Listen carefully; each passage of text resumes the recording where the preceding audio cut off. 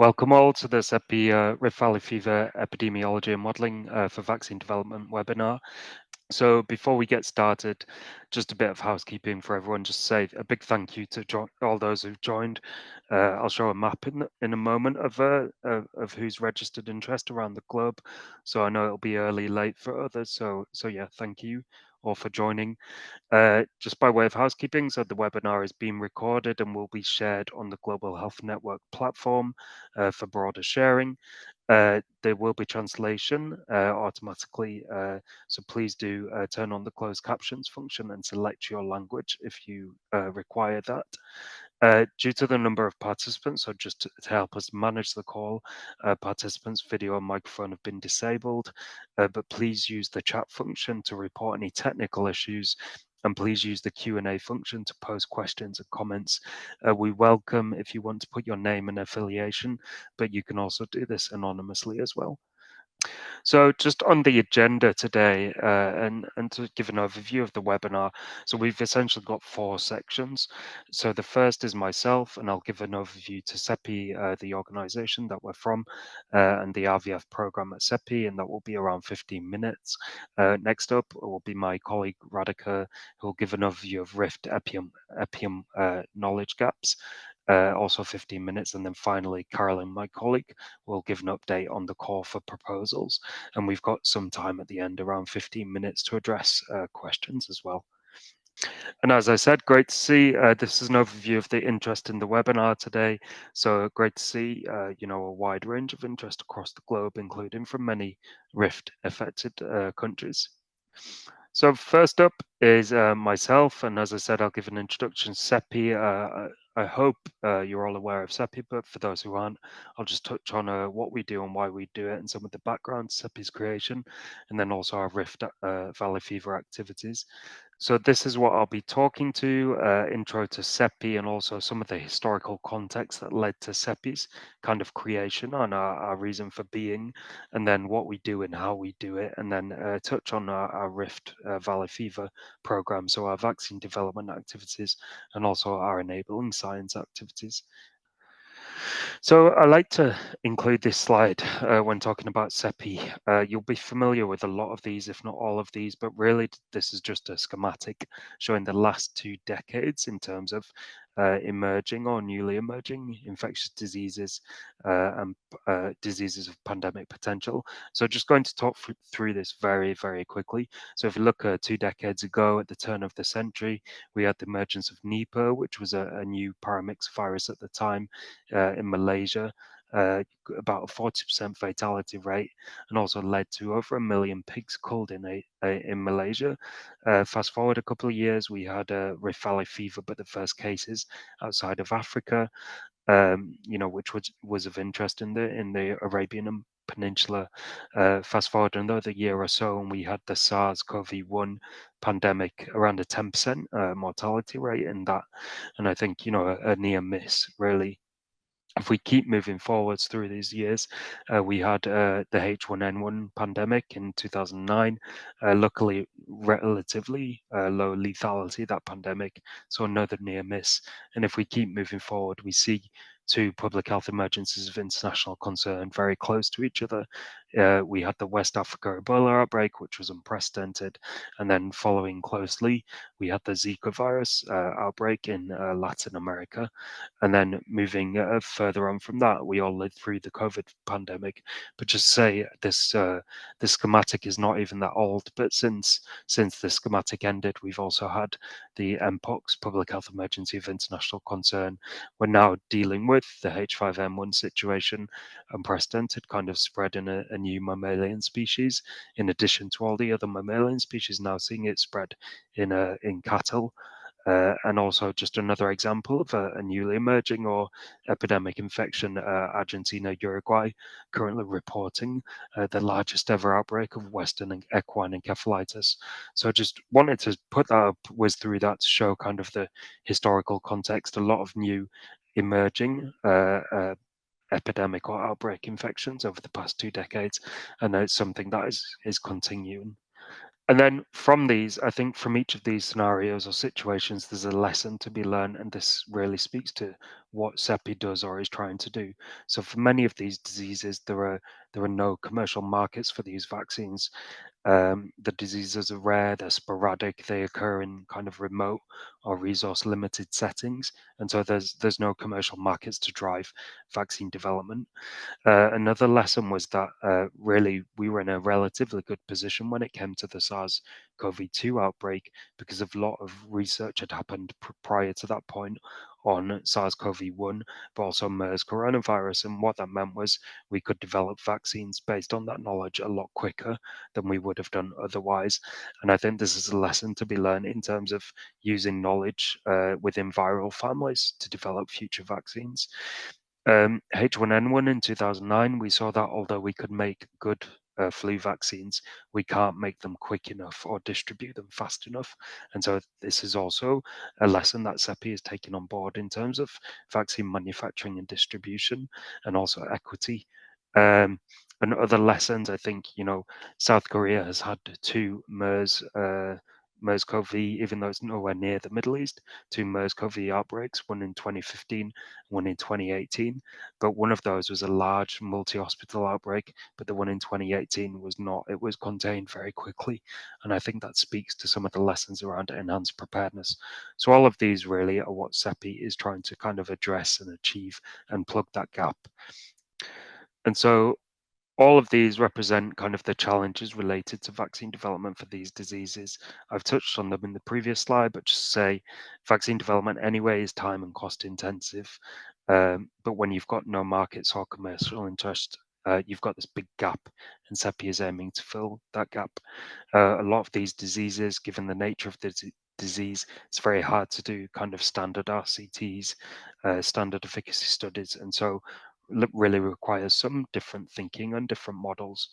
Uh, in many of these settings, they're either low resource, conflict affected, or remote, and that poses challenges in terms of vaccine distribution and cold chain logistics. Also, we saw in COVID a massive disparity in the distribution of vaccines. So there's still issues around vaccine equity and supply, which need to be addressed. And then vaccine development is not standalone, really relies on vaccine science as well. And so for a lot of these diseases, we don't have standards, we don't have appropriate models or assays which need to be developed to support vaccine development. And lastly, I think One Health is becoming more of a buzzword, but it's super important for many of these diseases where there is a wildlife, a livestock, or a vector or climate component to emergence and spread. So from that, we saw CEPI was created in 2017, initially with support from the Indian government, the Norwegian government, the Wellcome Trust, the Bill and Melinda Gates Foundation, and the World Economic Forum. Really, the vision here on the left is a world in which epidemics and pandemics are no longer a threat to humanity, and we aim to achieve that by supporting the development of vaccines and other biological countermeasures against these threats. So, as I said, initially CEPI was formed through the support from a couple of governments, a couple of kind of philanthropies, but that support has since grown. And now we have support from over 30 national governments, including two African countries and also the European Commission. And this here on the left is just really a schematic of CEPI's model. We have disease affected countries really at the heart of what we do. We have our investors, our board, secretariat, our partners, our vaccine development partners, and our external scientific advisory committee and advice. In the middle, you can see a schematic from CEPI's recent announcements, and I included this just to show the kind of breadth of work that CEPI does.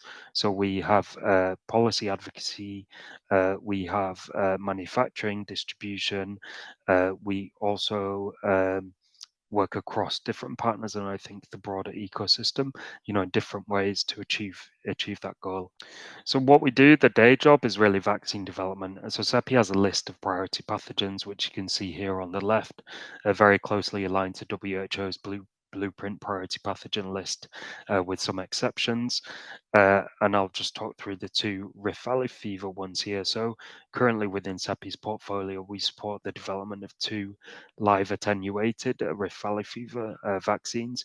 One of those is in phase 1 due to enter phase 2 clinical trials in endemic countries, and the other one has completed preclinical and is due to enter phase 1 in Tanzania. So very keen to see and glad to see these move into clinical stage and clinical evaluation.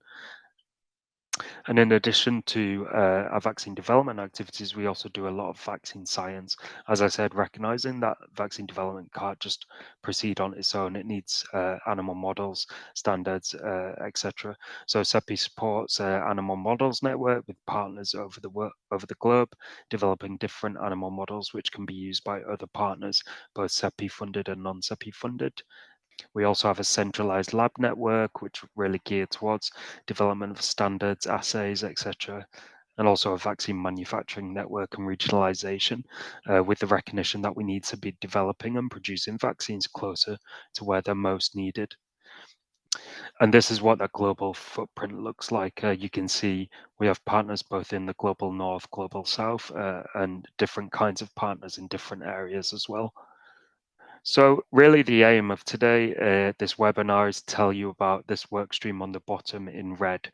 So the top two rows here are the CEPI's two Rift Valley fever vaccine development projects, and the vaccine science are the bottom two rows here. And so at present, we're trying to assess whether we can assess our Rift Valley fever vaccines in efficacy studies. Is an efficacy study doable for Rift? The incidence, the epidemiology is very kind of variable, sporadic, and so we want to bring together groups to try address this question of whether efficacy studies are doable and feasible.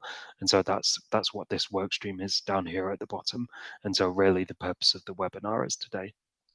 So on that note, I'll hand over to my colleague Radhika to speak about what we know about Rift epidemiology and knowledge gaps. Thank you. Great. Thanks so much, Pete. And thanks to everyone for the opportunity to present today. So like Pete mentioned, my name is Radhika Gharpure, and I'm an epidemiologist here at CEPI. And in this section, I'll be covering Rift Valley fever epi as well as knowledge gaps. I'll start the presentation by covering some of the basics of Rift Valley fever epi. So what do we know? And then move on to covering what we don't know, or knowledge gaps relevant to vaccine development. So to start off with some basic background, Rift Valley fever, or RVF, is a zoonotic mosquito-borne RNA virus in the Bunyaviridae family. RVF was first identified in the 1930s in the Rift Valley province of Kenya, where it gets its name. The virus causes large outbreaks of abortions and mortality among animals, specifically livestock, which are important because they result in significant economic losses. As a result, RVF has been prioritized by a number of international organizations, including the World Health Organization, World Organization for Animal Health, the Food and Agriculture Organization, and others. Humans are generally infected with the virus through contact with infected animals or also through bites from mosquitoes carrying the virus. So here's a nice schematic from Bird et al. That shows the transmission cycle of the virus. And you can see right away that this is truly a One Health cycle that involves human, animal, and environmental components to the transmission. On the far left, you can see that the virus is being maintained in inter-epidemic periods, or the time between outbreaks. And exactly how this occurs is not completely known, as we'll discuss a little bit later. However, when conditions like heavy rains or floodings cause a large proliferation in the mosquito populations that transmit RVF, you start to see this rise in infected mosquitoes and then the spillover into livestock. A few weeks after the livestock cases is generally when you start to see human cases, usually from contact with the infected animals. And finally, when a large number of cases have occurred is generally when the outbreak is detected and the emergency response is initiated. So a little bit more about RVF disease in animals. As I mentioned previously, the virus tends to cause severe illness, including abortion and death in livestock species. Sheep and goats are particularly susceptible to the virus, but cases have also been noted in other livestock species and also likely in other animals, including wildlife species, which have been previously documented to be seropositive. And as we saw in the previous slide, the RVF outbreaks often first manifest in livestock, usually as a wave of unexplained abortions. The case fatality rate of the virus is particularly high in young animals, up to 70 to 90%, and the rate of pregnancy losses is also very high, nearing 100% in many outbreaks. In terms of prevention, there are several animal vaccines available for use in endemic countries, though the implementation and policies are variable. In humans, disease often tends to be mild, most commonly presenting as self-limiting acute febrile illness. But about 1 in 10 patients can develop severe symptoms manifesting as ocular disease, meningoencephalitis, or hemorrhagic disease that can be quite severe. So although the overall case fatality is low, it can be substantial among hospitalized patients with severe disease. Activities that have been shown to increase risk for RVF transmission to people are generally those that involve close animal contact, such as butchering, sheltering, or milking livestock, caring for infected animals, including during births or handling aborted material, or eating or drinking raw or undercooked animal products. And as you can note from those activities, this often means that occupational groups with close contact with animals are usually those that are documented to be at high risk. Unlike in animals, there are no currently licensed human vaccines, as Pete previously showed in his presentation. So on the right here, you'll see a map of where RVF outbreaks or cases have been previously documented. And you can note that there have been substantial outbreaks or cases across the African continent, as well as in the Middle East, shown in blue, as well as some sporadic transmission in a number of other countries, shown in green. So I'd like to note that these reports are likely substantially underreported and that RVF transmission probably occurs to greater extents and in more settings than documented here. And also I wanted to highlight the great economic impacts of these outbreaks on affected countries. In a 2014 review that's listed on this slide, the authors found that outbreaks cost national economies up to hundreds of millions of dollars. And a particularly sobering statistic from a 1997 outbreak in Somalia was that the cost of the outbreak from trade bans equated to about 1/3 of the GDP and resulted in long-term political and economic consequences.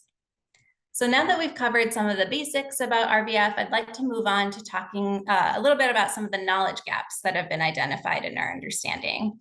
So this slide is adapted from a 2022 CEPI-sponsored systematic review about RVF, and you can find the link in that top right corner. The review identified 9 main knowledge gaps relevant to vaccine development listed here.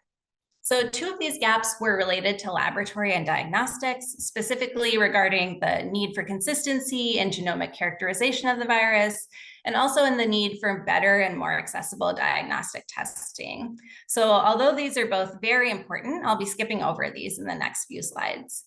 So instead, I'd like to focus on the gaps that are more directly answered by epidemiology and modeling efforts, since that is the focus of our webinar today. So these gaps pertain to unanswered questions like the interval between RVF outbreaks, better characterizing livestock herd immunity and seasonality, data quality issues related to study design, reporting and testing frameworks, characterizing human risk factors, and the need for One Health approaches. So for the sake of time, I've further condensed those gaps into 3 main themes. And the first of those is outbreak prediction and inter-epidemic transmission.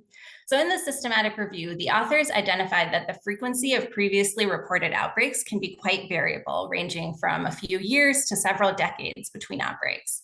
And we know that certain factors like temperature or precipitation might predispose mosquito populations to increase. So further characterizing those early warning signals from environmental conditions, vectors, and animals could help us better prepare response and control measures. Being able to predict how quickly the outbreak spreads or how big it'll become could also help with preparedness. And the systematic review also suggested that there might be differences in the seasonality of outbreaks across different regions of the African continent. So understanding those would help us better characterize the virus dynamics. And lastly, as I mentioned before, we don't fully understand how the virus is maintained between large outbreaks, and there might be places where it continually transmits at either a low or a sustained level. So understanding this further can also help us better design control measures and interventions. Moving on, the second major theme in the gaps was risk factors and outcomes for illnesses. So as I mentioned previously, there are certain animal-related activities like butchering that are associated with greater risk for RVF in people, but these are often identified from retrospective surveys and might be subject to recall bias. Some of the evidence from the systematic review also suggested that there might be differences in the disease severity by type of contact, and this is an area that we need to further investigate. The role of underlying health conditions and disease risk is also not clearly understood, and this would be important to understand in places with high burden of conditions like HIV and TB.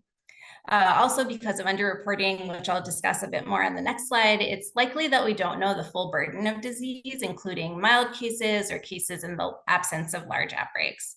And we also don't know enough about risks and sequelae of infection during pregnancy. Lastly, there are also unanswered questions about immunity and risk in livestock, such as the duration of protection and differences in risk among specific animals, such as by the type of production system that they're raised in. And so lastly, there are gaps in surveillance and detection of the disease. So as we discussed, this is a One Health pathogen with a complex ecology, and so it needs an active surveillance approach that includes human, animal, and environmental data in a linked fashion.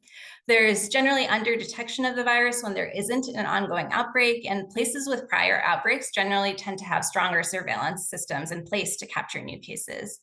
The data we do have is often a patchwork from small-scale post-outbreak studies, so there is a need for standardized reporting and large representative studies.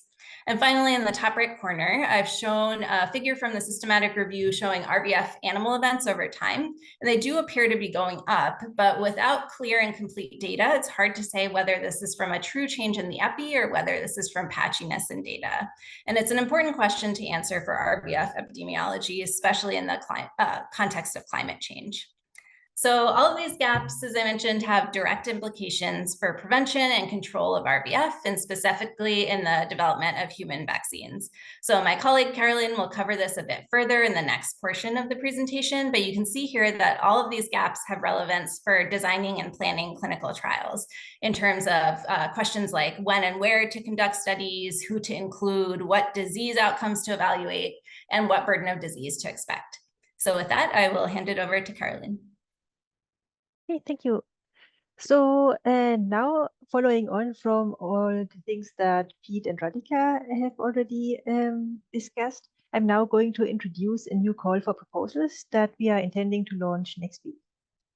So I'm first going to introduce the objectives of the call, the possible scope of work, potential focus areas. I'm going to go briefly into the eligibility criteria and proposal instructions, and I will end on the timelines.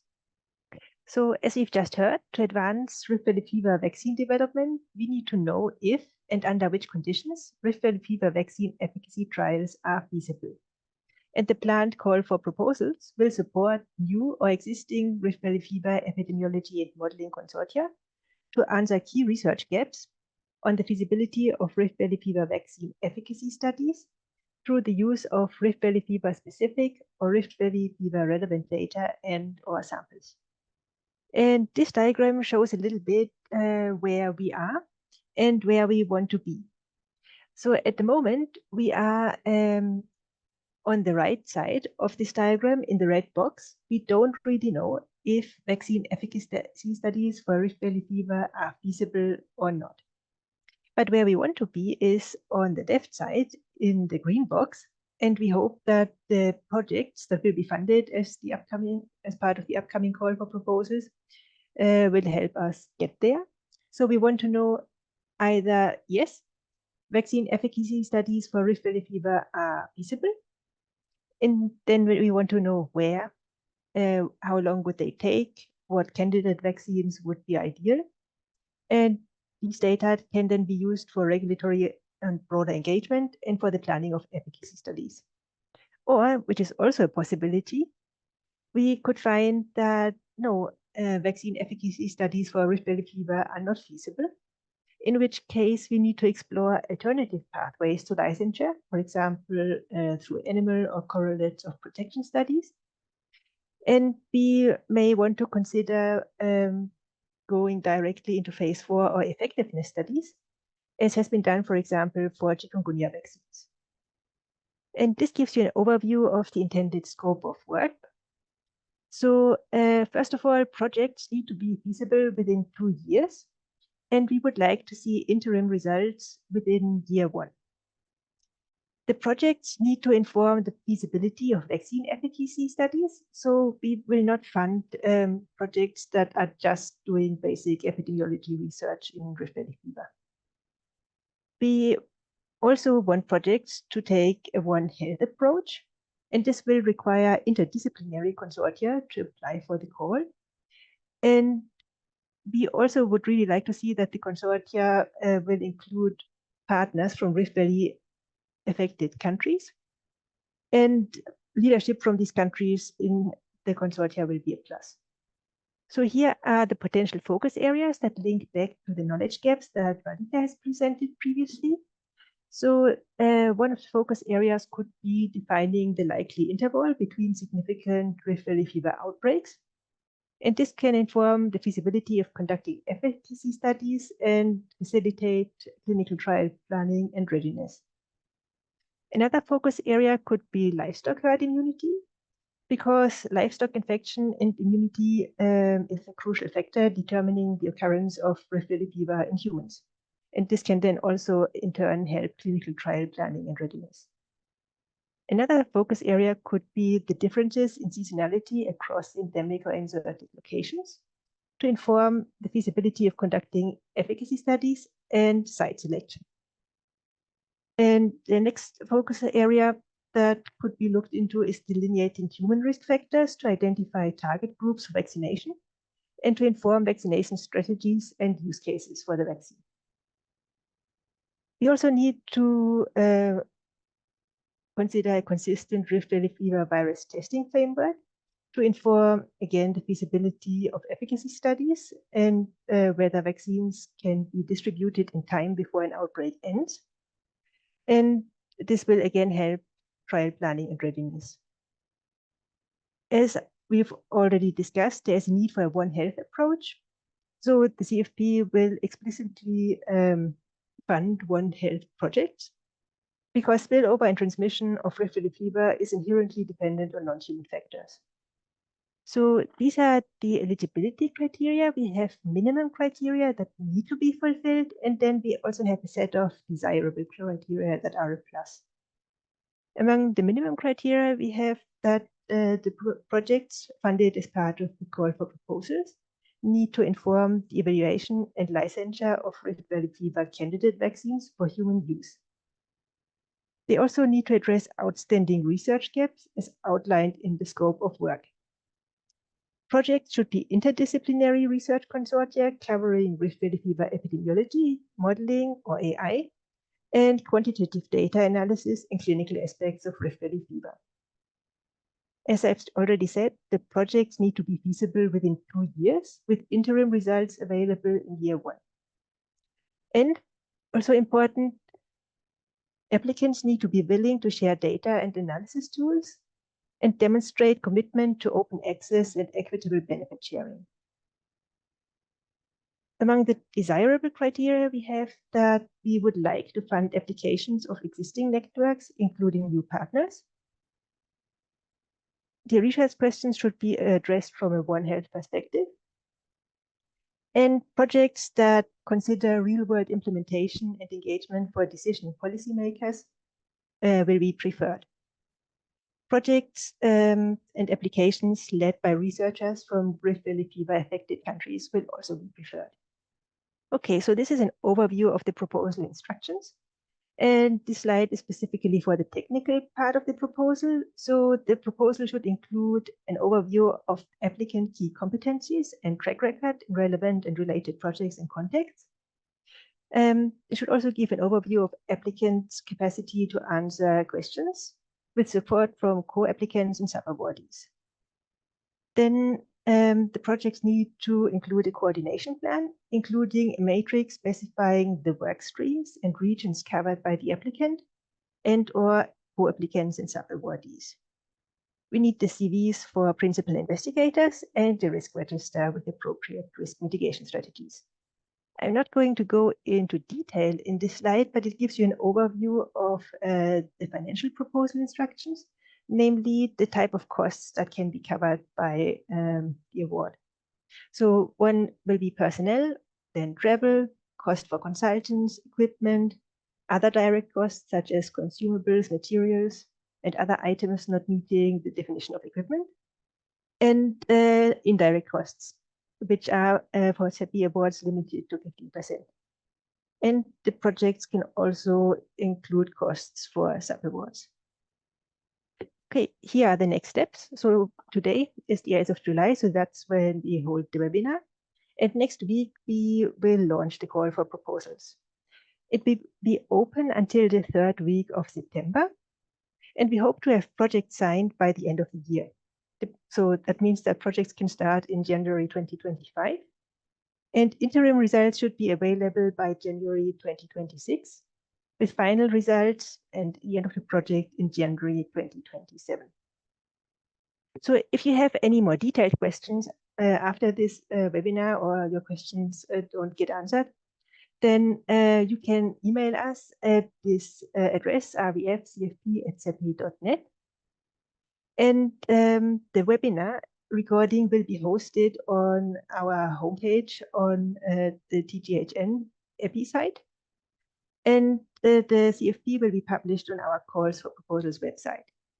Okay, and as we propose a consortium approach for this call for proposals, we have also on the Global Health Network site arranged basically something like a contact network sharing site where people can sign up with their contact details and expertise or data sets and tools that they have to offer, and expertise on tools or data that are missing to find potential consortium partners. So this is a possibility that people can use, but it's not a must to apply for the proposal. And you can see the link to the form on which you can sign up to the site at the bottom of this slide. And the QR code should also take you there. Okay, that brings us to the end of the presentations, and we will open for questions and answers. Thank you, Carolin. Thank you, Radhika. So we had a couple of Q&As, questions on collaboration and whether it's possible to collaborate with CEPI. So CEPI is really a research funder and partner and enabler. So we don't necessarily conduct research ourselves, but one of my colleagues posted in the Q&A in response to the question a link to partner with CEPI. But as I mentioned, we are putting together this forum to encourage collaboration for the CFP. So hopefully that addresses the question collaboration. There was another about research projects within Ethiopia. So I think, as Carolin mentioned, the scope, it's not necessarily limited in terms of geography. We're very open to supporting projects where it makes most sense. But a key feature of this piece of work is not really, it has to align with the timelines. So not really starting new projects from scratch. We're really hoping that we know there's a lot of data sets out there, a lot of samples out there and tools from which additional research can synthesize additional value. And so really hoping that we can build on the existing to that effect. Any other questions? Let me just check. I can see a few more have come in. Emma, I can see some questions in there. Hi, everyone. I guess I haven't met you. I'm Emma. I'm also epidemiologist at CEPI. And whilst my colleagues have been doing great presentations, I've been trying to monitor the questions coming in. There's been some questions around the call for proposal about how many awards are expected to be funded, the kind of maximum amount that we're looking at to fund per award, and also if only institutions from Rift Valley fever endemic countries can apply. So perhaps someone can talk to some of those. Thanks, Emma. All great questions. So I'll start with the last first. So no, anyone from anywhere can apply. Really, there's not restrictions, though we do highly encourage either leads or genuine partners to be from rift or rift affected or endemic countries. So we will look favorably on proposals which are led by researchers in rift affected countries. In terms of the amount available, we're flexible on that. I won't say a headline figure, but I think we've said proposals up to 5 million. And in terms of number of proposals that we're looking to fund, we're open on that as well. So yeah, there's a lot of flexibility we have. So very keen to see and consider some good proposals and go from there. Any other questions, Emma? I've seen one on flu and COVID. Slightly off topic, but we'll just say we do have a large coronavirus vaccine portfolio, I think 20 or so candidates. And if you want any more information on that, is on our website. There's also a question around doing series surveys in cattle. So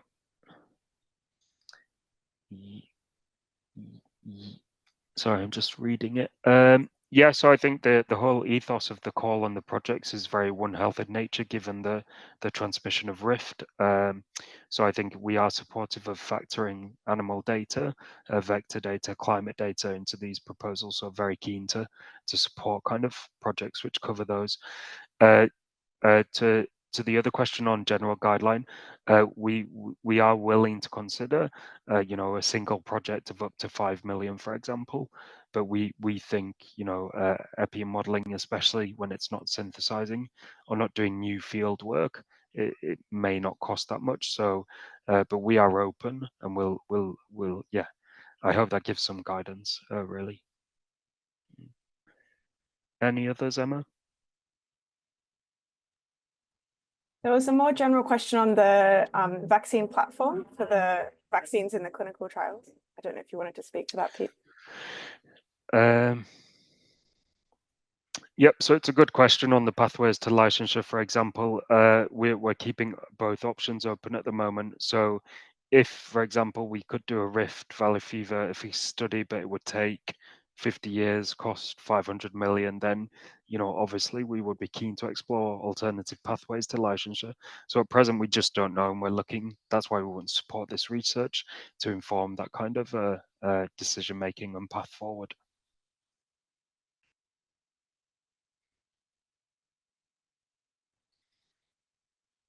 Any others, Emma? I'm just trying to see. I think we've covered a lot quite quickly. So one's just come in. So we are open to covering the collection of new samples, but the projects really have to adhere to those timelines. So if you are able to collect samples, do the analysis very quickly, and we still get interim data and the projects can adhere to the 2-year timelines, then that is fine. But we've broadly said, given the time it often takes to collect new samples, that we appreciate there's a challenge there, and so the guidance is it should focus on existing data, samples, tools, for example. But if you can do it fast enough, then we'll listen. But that's really why we built this forum, to support collaboration. There's another question that's just come in asking if there's a limit to the number of proposals that an institution or a consortia can submit. Nope, no limit. Thanks, Emma.